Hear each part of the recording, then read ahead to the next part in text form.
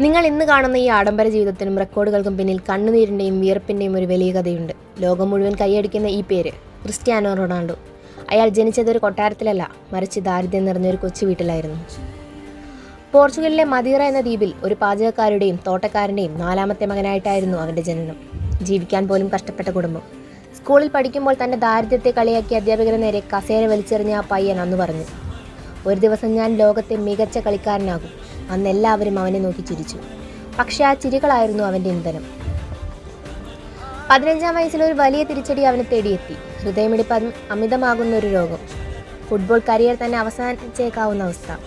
ഡോക്ടർമാർ പറഞ്ഞു ഫുട്ബോൾ നിർത്തുന്നതാണ് നല്ലത്. പക്ഷേ റൊണാൾഡോ തിരഞ്ഞെടുത്തത് ഓപ്പറേഷൻ ടേബിളാണ്. മരണത്തെ പോലും ഭയക്കാതെ തൻ്റെ സ്വപ്നത്തിനായി അവൻ പോരാടി. മാസങ്ങൾക്കുള്ളിൽ അവൻ മൈതാനത്തേക്ക് തിരിച്ചെത്തി. റൊണാൾഡോയെ മറ്റുള്ളവരിൽ നിന്ന് വേറിട്ട് നിർത്തുന്നത് അദ്ദേഹത്തിൻ്റെ ഡിസിപ്ലിനാണ്. ടീമിലെ എല്ലാവരും പ്രാക്ടീസ് കഴിഞ്ഞ് വീട്ടിൽ പോകുമ്പോഴും റൊണാൾഡോ മൈതാനത്ത് തന്നെ തുടരും. മറ്റുള്ളവർ ഉറങ്ങുമ്പോൾ ജിമ്മിൽ കഠിനാധ്വാനം ചെയ്യും.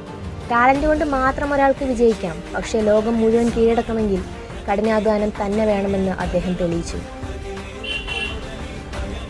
നിങ്ങളുടെ സാഹചര്യങ്ങൾ മോശമായിരിക്കാം, മറ്റുള്ളവർ നിങ്ങളെ പരിഹസിക്കുന്നുണ്ടാകാം, പക്ഷേ റൊണാൾഡോ നമ്മളെ പഠിപ്പിക്കുന്നത് ഒന്നാണ്: നിങ്ങളുടെ കഠിനാധ്വാനം സത്യസന്ധമാണെങ്കിൽ ലോകം ഒരു ദിവസം നിങ്ങളുടെ കാൽ കീഴിലാകും.